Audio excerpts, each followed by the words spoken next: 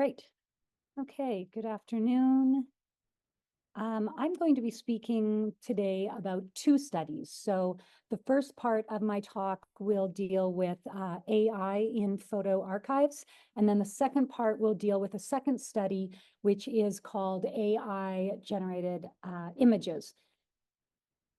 So the first study is RA01, and it's on AI and archives.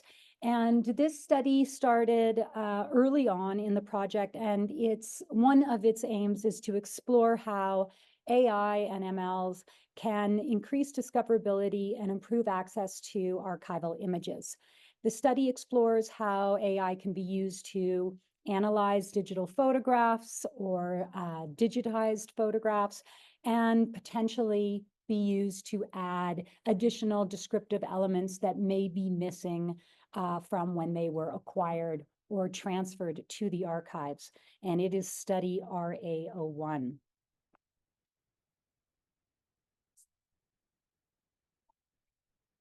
Okay. Yep. The activities that we've done so far, and I've talked about in other presentations, are a annotated bibliography matrix that we started and took from 2022 to 2023, and then an AI and image archives lit review, which developed out of that initial bibliography matrix. And I just want to thank some of my co-authors in those documents, which were former graduate research assistants from UBC and also from San Jose State University.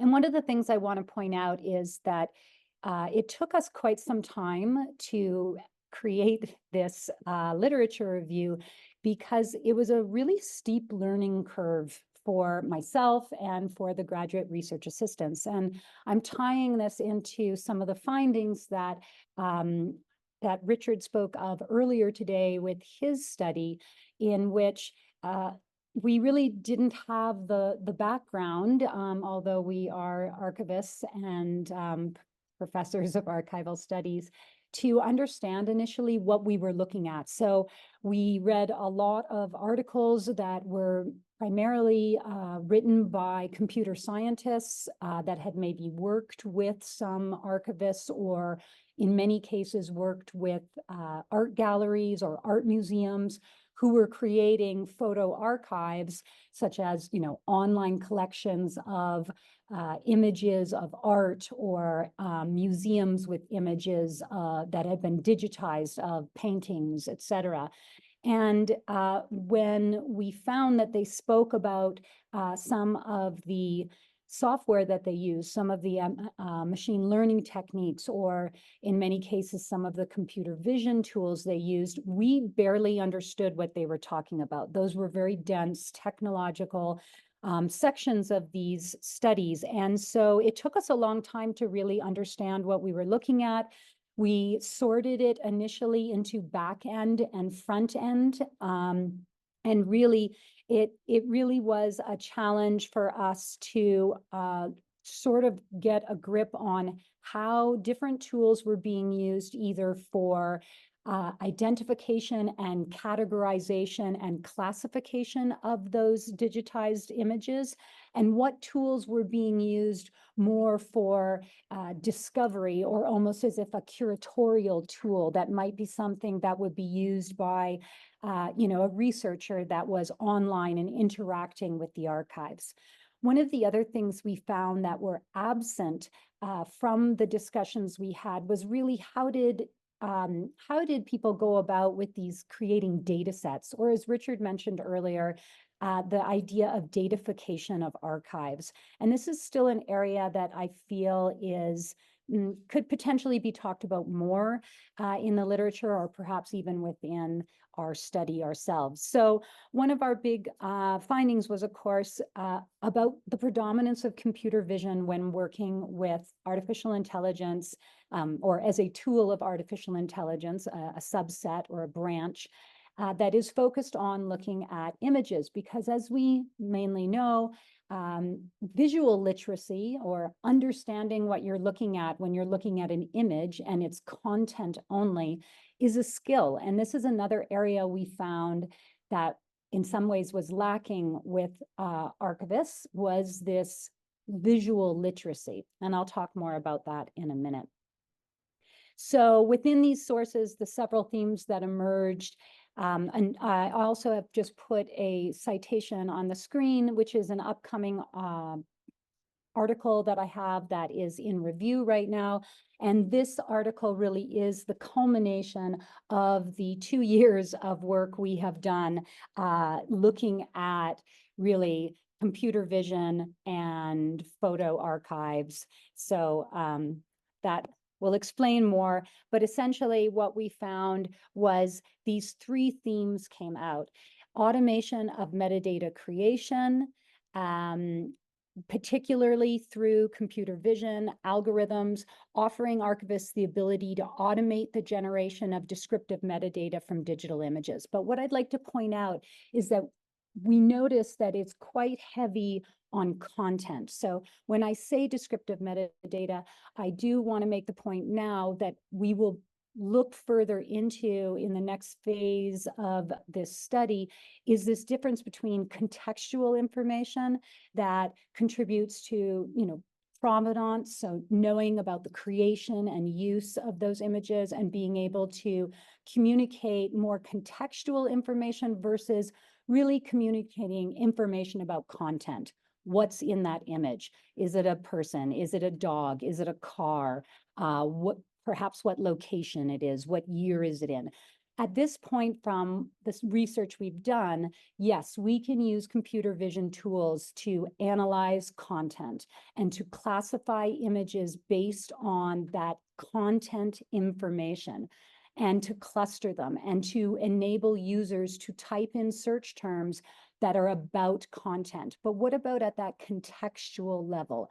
I haven't seen many studies yet dealing with that. And I think that's an area where archivists, as opposed to art galleries or museum curators, have a lot more to say and have the theory and practice to back up that exploration.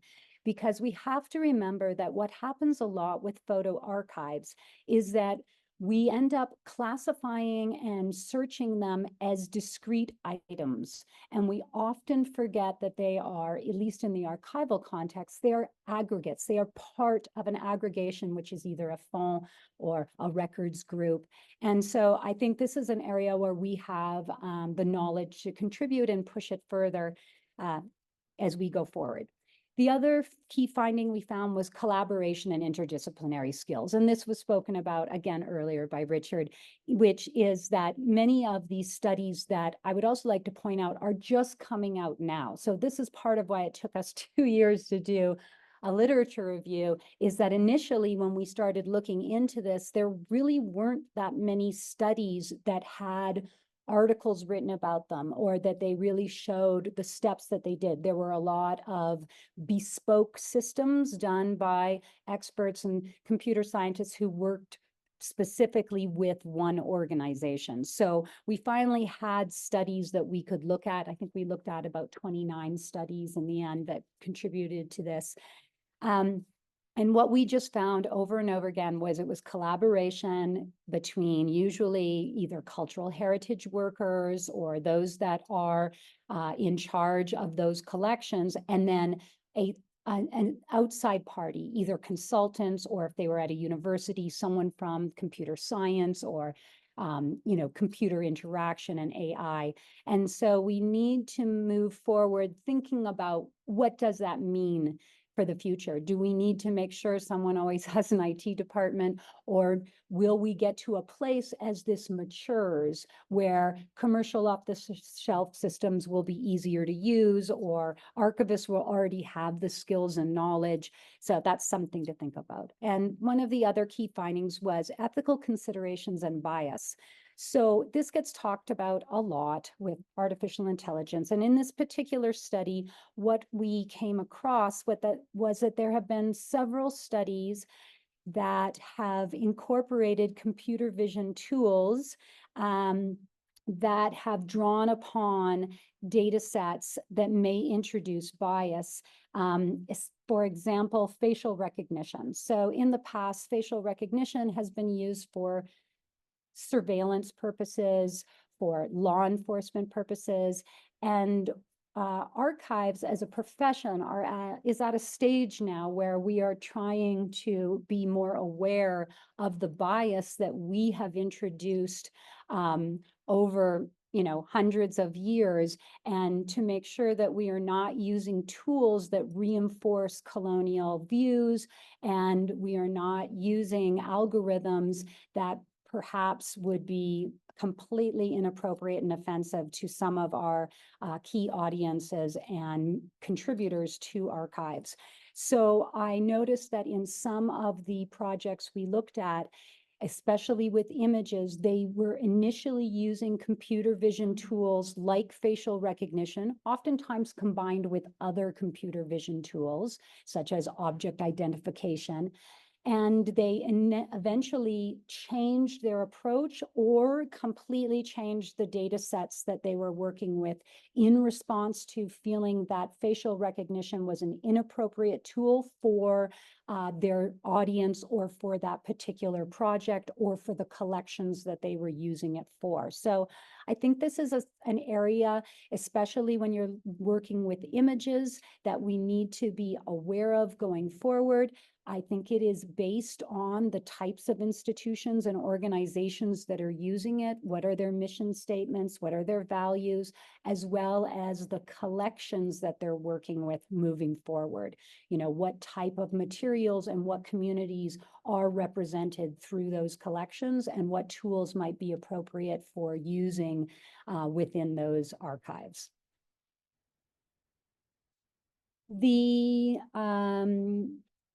Our next steps for that project, and of course, I'm just kind of giving a high overview of this because the article that goes into much more detail will be coming out as part in the next couple months or so. So the next steps for us are looking at the conclusions we came to after going through this large literature review, was that archivists really need to prioritize the development of AI literacy, including understanding about how AI tools such as computer vision and machine learning and neural networks function in the context of archives, and in my particular interest, archival images.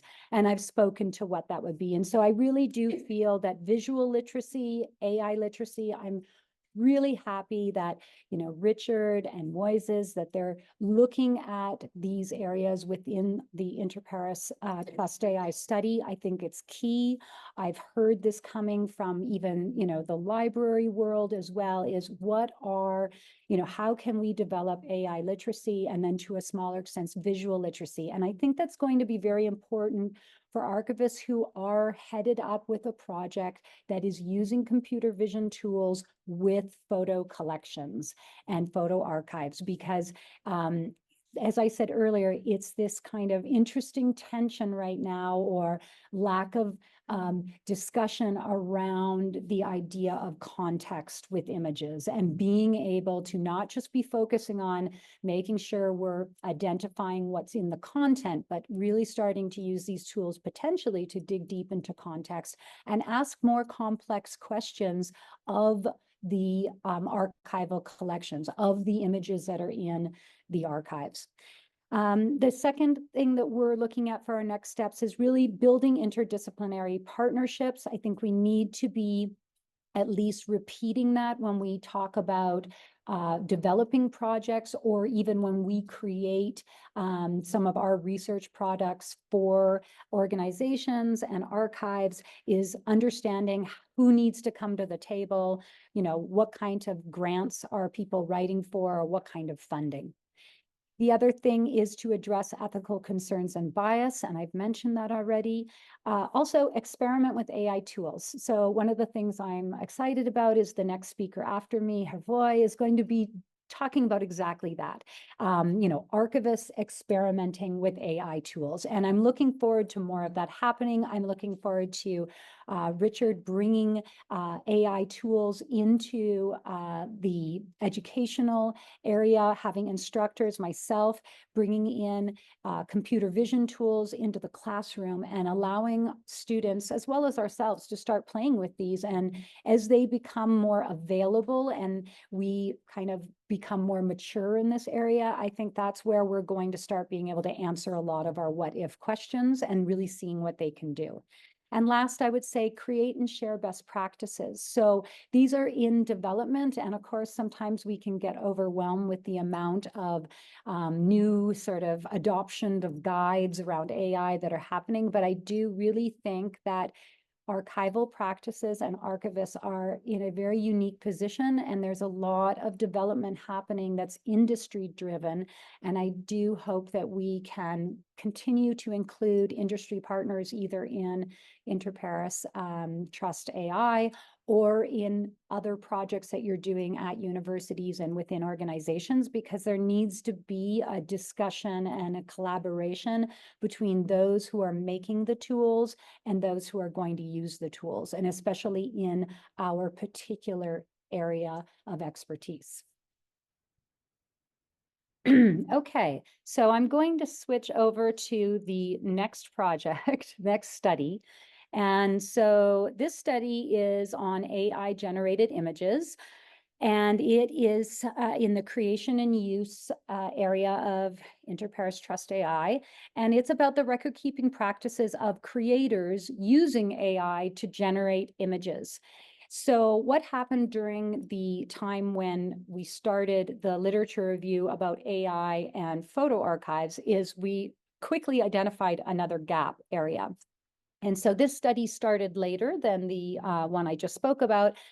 And this study really is looking at the common tools and technologies for AI image creation, the workflows, and best practices. And the aim is that by learning about how people are and professionals, how they are creating AI generated images, that we will be able to inform archivists about these creation practices, and perhaps even allow archivists to have a heads up or understand how the creation of these images will affect their reliability, their authenticity, give us a heads up about potential metadata that we should be aware of that might be new, that's related to AI generated works. Okay, so in this study, again, we have created some, so it started in 2023, so it started a year later than the other one.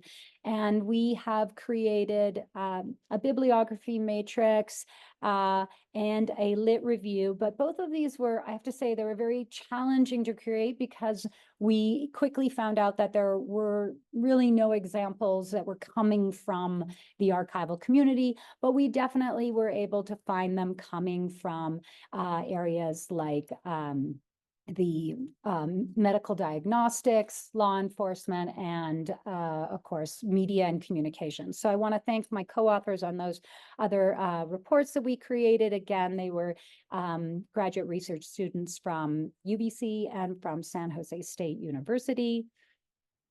And so I presented a paper which is available earlier in 2023 that really was the result of the literature review on AI generated images and as an emergent record format. That's available online, and that goes into great detail, which I will not go into today, on really the three prominent areas I just mentioned in the creation and use of AI generative images.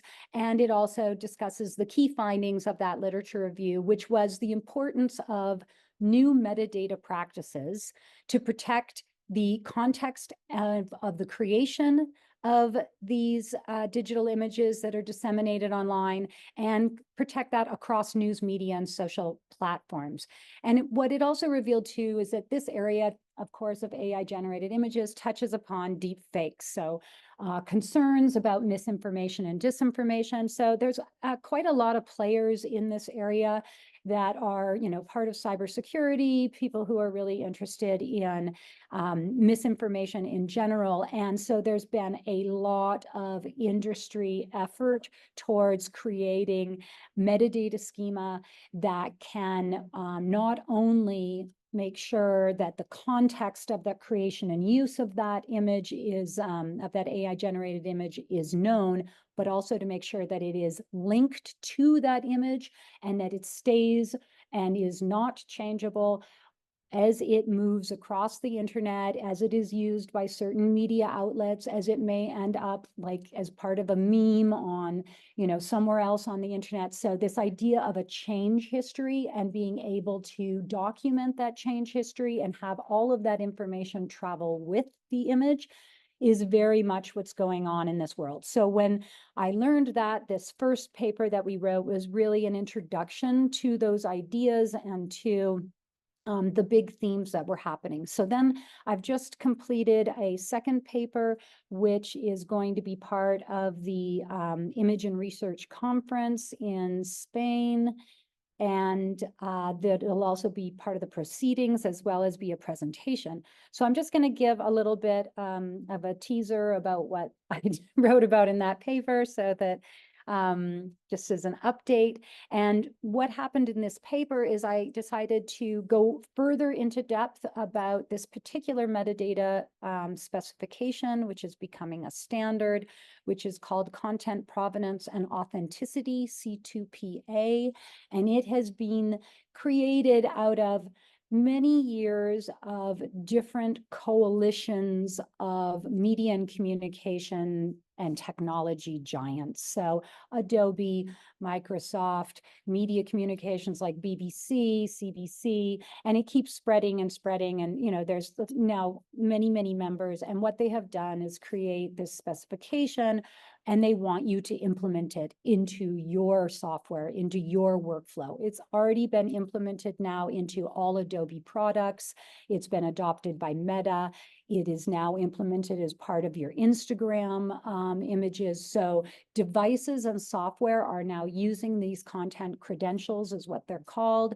And in this paper, I go into a diplomatic analysis of those content credentials, sort of at a high level, but just looking at how they potentially contribute to the identity and integrity of a AI-generated image.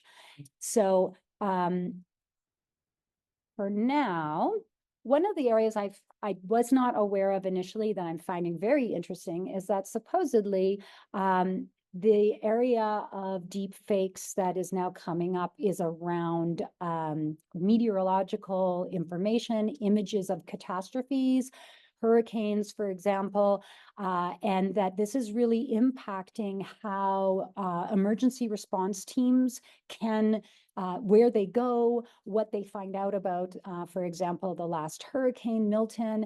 It's really impacting and causing problems for knowing and the accuracy of a disaster situation from the ground. Because what happens is people create fake images, they upload them, they attribute them to a particular disaster. People respond to that, maybe go to that area, and they actually find out that that isn't what's happening. And it's not just mislabeling an image, it is actually creating images that are not real, okay?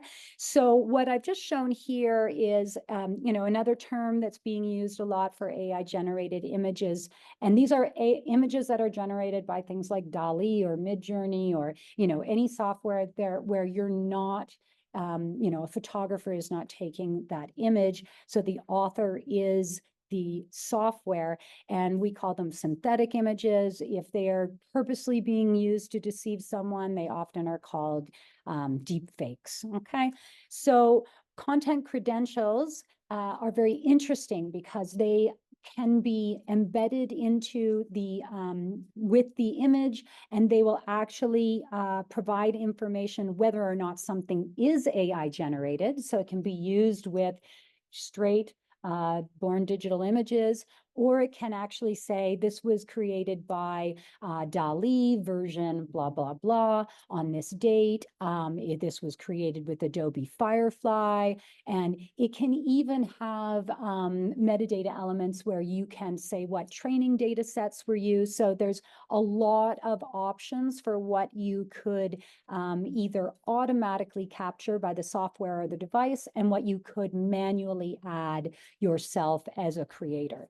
And this, of course, you can see is extremely important, especially for news media services who are creating new pipelines and workflows that incorporate content credentials. There's also metadata elements for making sure that you are a trusted creator, such as an organization or a media outlet as well. So what are the other key findings was, this provenance and metadata for trustworthiness. We're interested in exploring that more, and also exploring these concepts with other archivists and preservers of images. Of course, we may not be receiving these types of images into archives for many, many years, but there are records managers or archivists that are connected to things like media, news journalism organizations who actually need to be dealing with these now and need to be creating record keeping systems that can interact with these content and credentials and potentially use them for purposes of discovery, attribution, etc. And then last but not least, we're looking at collaboration across disciplines. So what I have noticed in this area is that much of the work is being done by collaboration across, industry partners, but I haven't seen archivists be part of that collaboration. So I recently joined the Content Authenticity Initiative, which CAI, which are the main members behind content credentials. And I'm starting to try and reach out to different other members and introduce myself and see if we can start to even maybe get some data sets from them and start to look a little bit more closely at how these content credentials could inform archivists and the work of archives. So the next steps for this study are, and I've just put an image up here, which is an example from the C2PA change history. So this is kind of an interesting thing that I haven't seen before in any other metadata schema, of course, is this idea that it offers like a container. And in that container, every change edit that is done to an image is kept. And it has a timestamp, and you can even include, what software was used when you made that edit. The interesting thing about this too is C2PA allows you to, let's say, create an image yourself. You take the photograph, but then you decide you want to do an AI generative fill, let's say in the background, or you want to incorporate another image. All those changes and all those layers can be preserved. And then you can also say, maybe this image was used first off in this magazine or in this online website, and then later it was cropped and reused in this other location and disseminated here. It can actually carry that history with it, so that which as an archivist, I mean, when I'm just thinking forward about this, it would be amazing if we had access to all the different creation and use activities of an image. Because one of the biggest challenges is, I think, lately for definitely for images, but for archives, is to understand in the digital world their constant use and reuse, and being able to. I imagine if you had a researcher come in, they're looking at a group of images or a collection of images or an individual image, and let's say it shows something that 25 years ago we knew was a deep fake, but 25 years in the future, those people aren't around who knew it was a deep fake. We would actually be able to potentially access its metadata and see all of the times it was used, and if it was AI generated, and if at some point that AI generated image that had been a deep fake got changed or manipulated again. So it seems to me like there's quite a lot of interesting opportunities that this schema can provide for understanding how something was created, understanding when it was changed, and then being able to understand some aspect of, is the content reliable? Who are the creators, and where was this being used in the many different ways and reused? So we're also going to be looking at, after we do this presentation and we get feedback from the Image and Research Conference attendees, we're going to be looking at exploring creators' record-keeping practices. At first, we had thought we might do a survey, but I'm beginning to think perhaps something more ethnographic might be useful. And then we are going to do a further analysis of the C2PA with the Veracity research team led by Michelle, which is a general study 04. And then, as I said, we're looking to get some collaboration with members from CAI, the media industry, so that we can perhaps share some research with them or gain some data sets through them that we can start doing some testing with. And that is the end of my presentation. Thank you, Jessica. Are there any questions for Jessica, Peter, and then Richard, and then Hugo, and then Prastovia? Right. So, to me, it seems like a lot of these metadata content labeling tools are sort of scouts on that. You're hoping that people are using Adobe software and Adobe is turning on like the metadata that this is AI generated, but it seems to me someone, especially a malicious actor, might just take the model, generate it, or take something from Adobe, strip the metadata, and it seems like there's still this big issue of these fake images still potentially being circulated. Absolutely. And so, I mean, there are a lot of very, very experienced cybersecurity and disinformation experts that are part of the Content Authenticity Initiative. Dr. Henry Farid is one of them. And so they also have, like, TruePic is one of the members, the organizational members. And so they spend a lot of time looking at that, and they do a monthly newsletter publication on that. So I think that that's definitely the focus for a lot of the members of that coalition. I am less concerned about disinformation, but I'm interested in it from a perspective of how would an archivist, or could an archivist, explain to a researcher the creation and use history of an image. And so for that reason, I think it's valuable to be able to say, this is a forgery, it's and using that language. But to that end, that's part of the purpose for the study with Michelle, and in the general study 04, they are actually interested in exactly that. How can we hack this? What's the structure of, the manifest that they're using, and how are they protecting this metadata?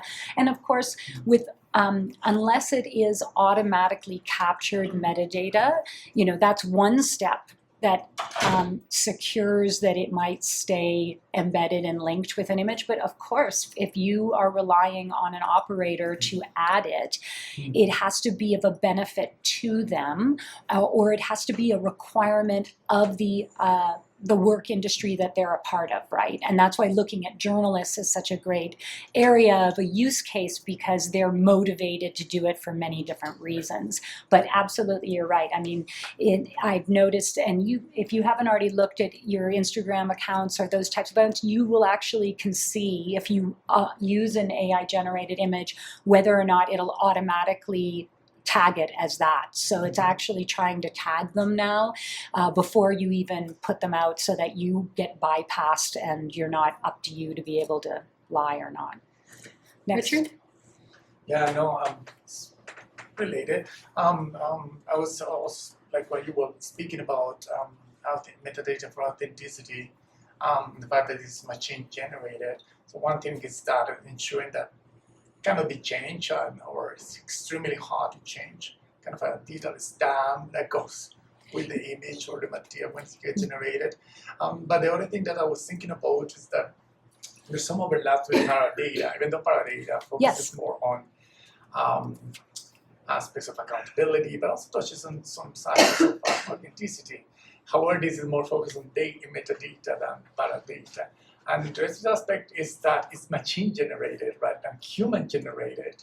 So it makes me question that we can learn things from these case studies in terms of how we're thinking about the Paradata as well. I Because we're agree. relying on human-generated Paradata, but there could be also machine-generated Paradata that's kind of more static and less hard to change. Yeah, that's why I brought it up in our plenary session earlier this week that, I'm seeing some of those same types of information being included as metadata, but we've been talking about that as paradata. Right. And so I do think that there's a space to explore this further and try and tease out what's actually happening there. Hugo. Yes, I had a similar question about like how hard it is to remove those tags. I mean, do they make it like such that it's really embedded into the file? There's no way you can just. So from what I understand, they're using like the way that the manifest is created and protected is similar to PDFA. So they're using SDK for it, and they have this whole thing of fingerprints and crypto hashes, and so it goes like It's really hard to. well, I don't know. That's what Michelle and Nick are going to try and do. I think they're going to try and break Well, it. They're very excited to get a yeah. nice collection and break it. Yeah, so we are going to try and test it out. They've definitely, the specification is enormous. I've focused on what, as an initially just early findings of what I find interesting about it. But yes, I think that we have to look at that, and we even have to think about things like, again, encryption and what kind of systems would we be using to extract this, in a preservation system, for example, if you're bringing in these born digital images, what microservices could we be using? And when we do that, does it add to the metadata of this image that now we're introducing things to it or not? I mean, those are all questions. It's an interesting question to wonder how much images can be like protected with those kind of systems. And I mean, we could imagine that it is super, super hard coded, but at some point I can do a screenshot of my screen. Of course. But I mean, is there like maybe some work done from major operating system to say, hey, you're not going to be able to do that anymore? Or you're going to, if you do a screenshot of a AI generated image, somehow it will know because you have it on your desk, and it will still put all the metadata on your, when it creates that PNG screenshot. Yeah, exactly. I totally know what you mean. Yeah. That would be amazing. Yeah. So those are great questions to ask. Yeah. Absolutely. No, Praskovia? Oh, sorry. Thank you, Jessica, for your very enlightening presentation. Interesting. This is just a reflection that I got as you talked about controlling the different changes that can be made on a photograph. And I was just wondering whether the same thinking, if you don't apply to dramatic analysis, can be applied to critical records of an organization, as far as version controlling is concerned. Yeah, that's a great Same reflection. technology. Yeah, I mean, I think this is just early days for this, and I think I would love these suggestions of where the study could go. Or again, I'm really interested in starting to work with other studies to put these things together, because these are essentially at this point, literature reviews and then an early analysis. And I know that some of the other projects are already working on tools and how can we perhaps marry together what we've found and have it influence what we're doing. It got me thinking about anyone's scandal and how that archive could be quite interesting to maintain as it is, but of course as it's put in different contexts and being used, so one can maintain. Yeah. Ken? I actually follow to get a clarification from what Hugo said. Roughly 20 years ago, we were working with Bob Walensky at Stanford on the issue of authenticity, and his method sounded like what you were suggesting, which is rather than all this metadata and other stuff, if it's a record whose authenticity is determined in the way it's presented to a human, as opposed to what's in a computer, capture the bit file that's going to the screen, and then subsequently compare any display to that one. Oh, yeah. Yeah, I see. Yeah, no, I was just thinking about the metadata in the file, but that's an interesting way of doing it. Yeah. And just as last thing to say, I didn't get into it, but one of the things that is part of this whole content credential system is that they have a URL, a website where you can take any image and it will read the content credentials if they're there for you. So the idea that they're saying is that because it's all based on the erosion of public trust that we now have, and so many people don't know what they're looking at and if it's real or not, the idea is that if you're on Facebook and you have an image that you see and you're like, is this real or not? You can copy it and drag it into this URL and it will read if it has the metadata, if it's been AI generated or not, and let you know what you're looking at. So they're looking at it as like a larger ecosystem of where we can start to, just the average public person, start to actually identify what we're looking at and get that verification in real time before you send it on to someone else or before you react is supposed to be the idea. Thank you very much, Jessica. Thank you.